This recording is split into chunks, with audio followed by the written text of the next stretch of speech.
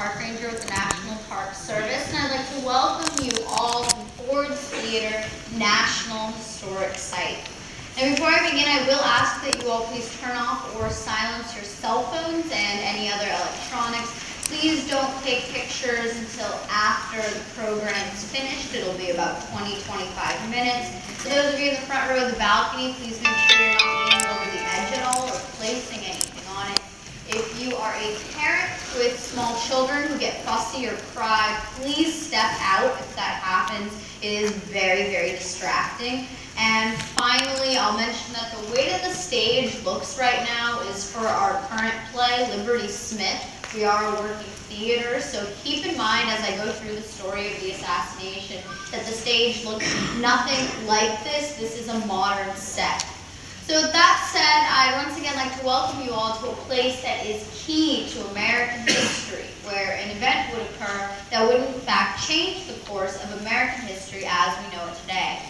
I am of course talking about the assassination of President Abraham Lincoln by the famous actor John Wilkes Booth in this very theater in that very box on the night of April 14, 1865.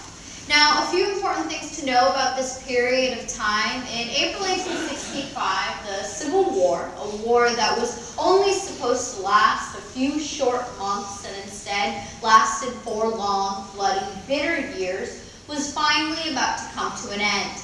And the fact that the war was ending was a really big deal for this area. This is a really interesting area during the Civil War. It witnessed a lot of bloodshed. Battles such as Gettysburg, Manassas, Antietam all happened just a few hours outside of D.C.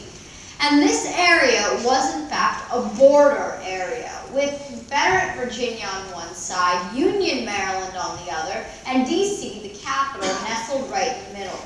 And Maryland was essentially a Confederate state as well. Early on in the war, Maryland attempted to secede from the Union just as Virginia did, and Lincoln prevented this by taking action and arresting Maryland officials. But while Lincoln prevented Maryland's secession, that one slave-holding state remained a hotbed of Confederate sympathies and bad feelings, including more extreme ones, such as the ones espoused by John Wilkes Booth.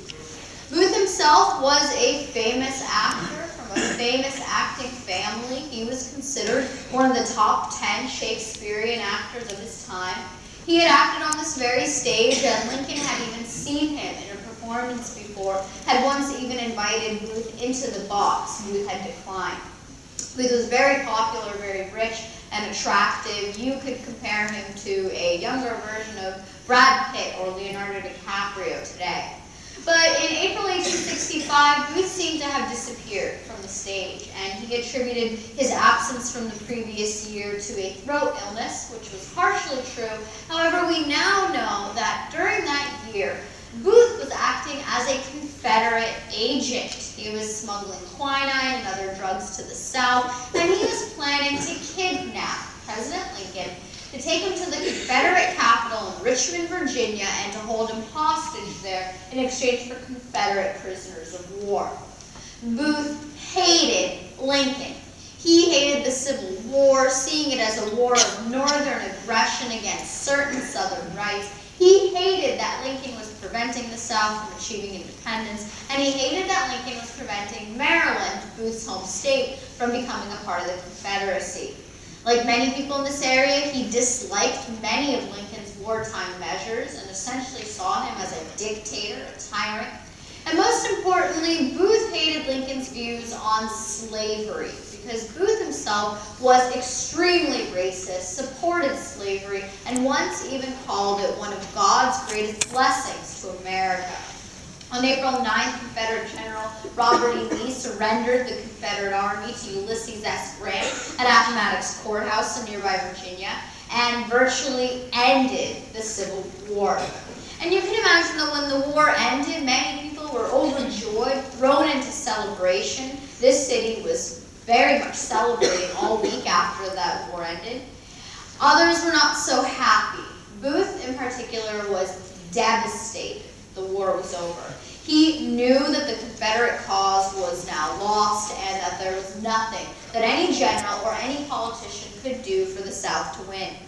and that included his kidnapping plot. It was now useless. So now in his despair in the days following the end of the war, Booth began to change his kidnapping plot to an assassination plot. He thought of this as his duty. He thought that in doing this, he could preserve the honor of himself, and in doing so, he thought he would become a hero.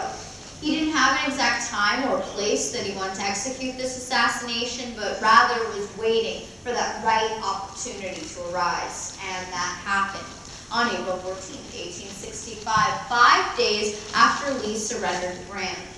Booth came to this theater to pick up his mail, a very common practice for actors at the time to use a theater as their mailing address.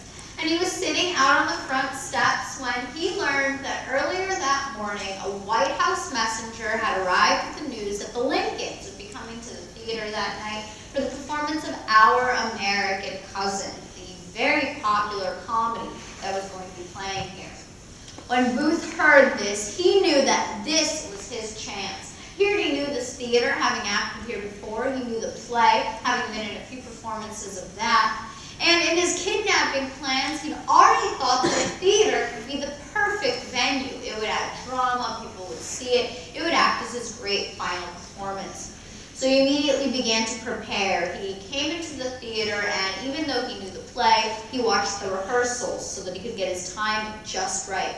He went to the orchestra pit and quietly ripped out a piece of wood, went and hid it in the corner of the box so he could use it to wedge that first yellow door shut from the inside. And then he was seen around town picking up a horse, leaving a package of items for his escape at the home of Mary Surratt on nearby 6th and H Street.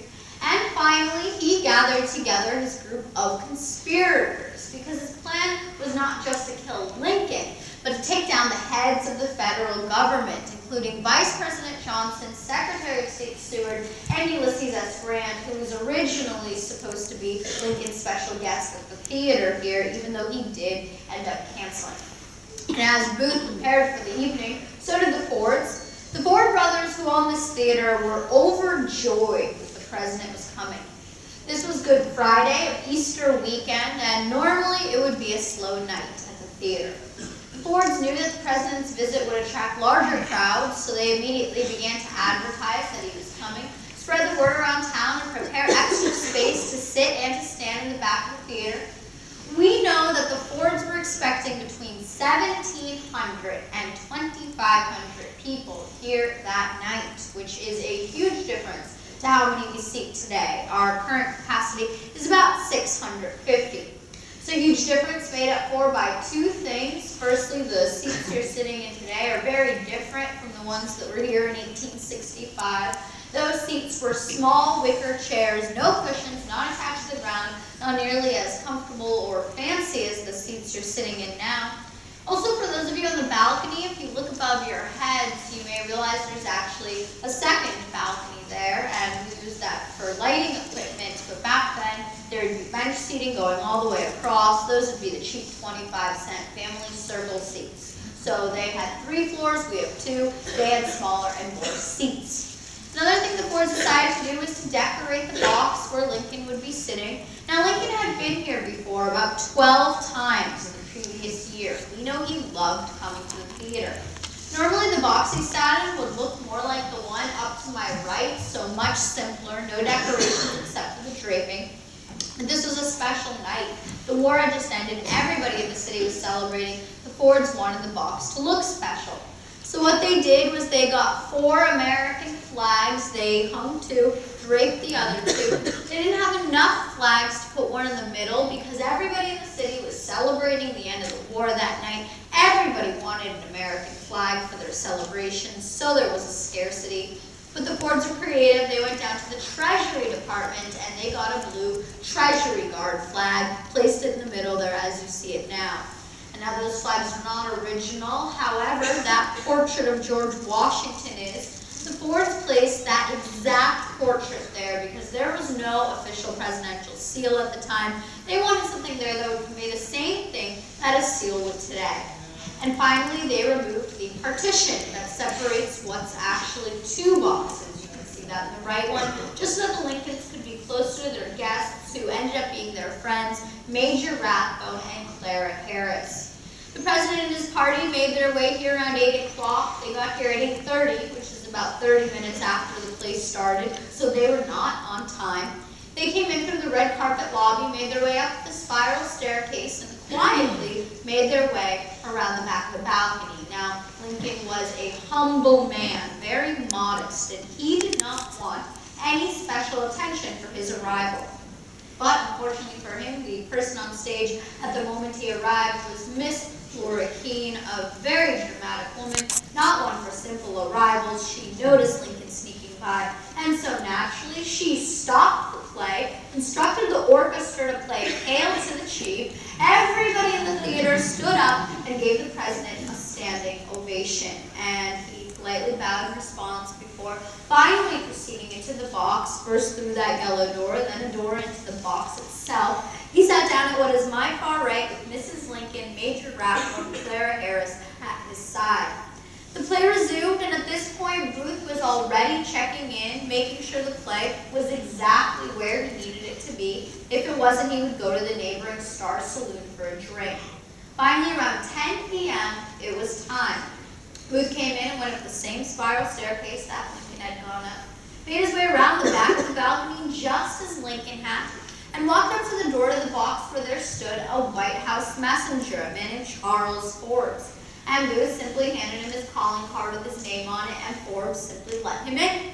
Because this was a famous actor who had been invited in before, it made sense that he wanted to come in and say hello to the president. Nobody knew his true views, so nothing suspicious about him, just as there was nothing suspicious about him watching the rehearsals or hanging around the play itself. So he went in, he found that piece of wood he'd hit earlier, and wedged that first door shut, and then he looked into a small peephole into the second door, where he saw something that we would never see today, which was an unguarded president sitting mere inches from the door.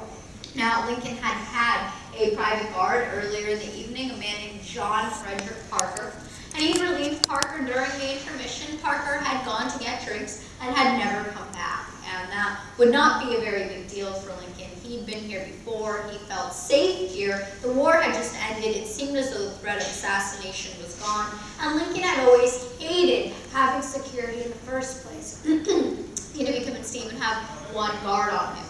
So there's no guard, there's no Secret Service, everything is working out exactly as Booth has planned. So he gets his gun ready, a tiny little pistol, .44 caliber Derringer, and he waits for a very specific moment in the play. He knows that there is a line in the play that is the funniest line, that when it's said, the entire audience is guaranteed to erupt in laughter. And that at that moment, there will only be one actor left on stage, meaning only one person to stop Booth once he goes to escape. And finally, at the end of Act 3, Scene 2, that line is delivered by Harry Hawk to next to Laura Keene, the funniest line in the whole play. Don't know the manners of good society, eh? Well, I guess I know enough to turn you inside out, old gal, you soft-dologizing old man-trap. And unlike all of you today, every single person in this theater, including the ones in the box, would be laughing at that line. I promise you that. And at that very moment, he would quietly open the door to the box, go in, stand just about a foot behind Lincoln with his pistol cocked and ready. He would fire the one bullet he had, the one chance he had, and that bullet would enter behind Lincoln's left ear. It would travel diagonally through his brain and lodge behind his right eye. Lincoln would immediately slump forward into unconsciousness, never to wake up ever again. At that moment, Booth would go to escape, but Rathbone would finally notice what was going on, get up and try to stop him. The two would get into a small fight, during which Booth would take out a dagger and slash Rathbone's arm with it. And then he would go to jump out of the box. Now, that's about a 12.5-foot jump. Normally, it wouldn't be a very big deal for Booth. He was known for his stunts. He was called the gymnastic actor. But the altercation with Rathbone had distracted him and thrown off his balance, and so in the process of jumping, the spur of his boot got caught in the red draping flag, pulling it down with him, and he landed on the stage, injuring his leg. Nonetheless, jumped back up, ran to the middle of the stage, raised the bloody dagger he had just used to stab Rathbone with, and yelled the Latin phrase, a quote from the play Julius Caesar, and the motto of Virginia, Sic semper tyrannis, meaning thus always to tyrants. And with that, he would run out the back part of the stage through a door that would lead to an alleyway where a horse would be waiting for him to begin his 12-day escape. Back at the theater, there'd be confusion. Nobody had heard the gunshot because they were all laughing just as Booth had planned. While many people had seen the famous actor on stage and even recognized him, many had thought that this was a part of the play. Only when the screams of Mary Todd Lincoln were heard and of Major Rathbone yelling, "Stop that man," did people begin to understand what had happened. Audience members would immediately try to get into the box, some of them trying to climb up from the stage. Others would go to the door, which is when they realized something was blocking it. Major Rathbone would go find and remove that piece of wood and let the first person into the box, a young doctor in the audience named Charles Leal. Leal would go to Lincoln and he would look for a knife wound. Since people had seen Booth on stage with a knife and Rathbone had his own knife wound, he and everybody else thought the president had been stabbed. Instead of finding a knife wound, he would instead find that small hole behind Lincoln's left ear, and he knew that the president had been shot and pronounced that this was a mortal wound. The president would not survive the night. Lincoln would be carried out of here by 8 to 12 men. They'd carry him outside and they would go to put him into a carriage to get him back to the White House. But Leal would advise against this. He was worried that because the streets of D.C. were unpaved, that this would create a bumpy ride and kill the president immediately. They did not want him to die inside of a carriage. As they were figuring out what to do, a man walked out of a brick house across the street, let them know there was a free bedroom they were invited to use, and Lincoln would be carried into the Peterson boarding house, into a back bedroom on the first floor, into a bed that was too small for his 6'4" frame. He had to be placed diagonally. And in that bed, 9 hours later, the next morning at 7:22 a.m., President Lincoln would take his last breath. Which Secretary of War Edwin Stanton would remark, "Now he belongs to the ages." As Lincoln lay dying, the whole country went into mourning. Booth would still be escaping. He'd make it 80 miles south to the town of Port Royal, Virginia, to the tobacco farm of a man named Richard Garrett, which is where he'd be found on the morning of April 26th by federal troops who had been chasing him for 12 days. They'd find him in the barn, they'd try to get him out, and there'd be a shootout. Booth would not surrender. Finally, the troops would set the barn on fire, and a soldier named Boston Corbett would shoot a bullet through a hole in the wall, which would land in Booth's neck, instantly paralyzing him, and he would die 2 hours later, never being brought to justice. He was supposed to be brought back alive so that could happen, and it simply never did. 8 others were punished for their roles in the conspiracy, 4 of them jailed, 4 others executed by hanging later that summer, including David Harold and Lewis Powell, who had gone to the home of Secretary of State Seward earlier that night that Lincoln was shot here. They'd stabbed him in the neck and in the face. He had survived. They'd be executed anyway. And George Atzerodt, who was supposed to kill Vice President Johnson, but had been tempted by some alcoholic beverages and so had never fulfilled his task. And finally, Mary Surratt, the one woman convicted and executed for her role in helping Booth's escape by holding that package of items that I mentioned earlier. She would in fact be the first woman in U.S. history to ever be executed by the U.S. government. As for the theater, it would be closed down right away. The Fords had wanted to reopen it, but the public was threatening to burn this place down if that happened. People did not want to see this horrible place where this horrible crime happened to ever be opened as a theater, ever again. The government would buy the theater from the Fords, give them a very handsome sum of about $100,000, and they would close this place down. They would gut the entire inside, take everything out of here, the seats, the box itself, the balconies, everything.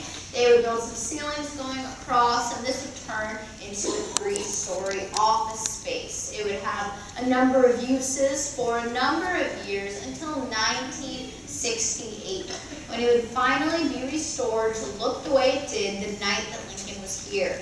It would be reopened both as a National Historic Site, run by park rangers like me, as well as an active working theater. We do still have plays here all throughout the year, such as Liberty Smith, as a tribute to Lincoln's love of the performing arts. Now, thinking about what happened here, in wrapping things up, we can think about what could have happened if Lincoln had survived, if Booth hadn't been so lucky. We can only imagine what this country might have looked like if Lincoln had been able to control its Reconstruction after the Civil War, how different many things might have been today. And we can come to this theater that would have likely been forgotten completely if it wasn't for its history, and we can learn and reflect on the tragedy that happened here and its many lessons. So with all that said, I'd like to thank you all for visiting the theater, for listening to me talk. I will be up front for questions. Otherwise, you can carefully exit out the back yellow doors. Thank you very much.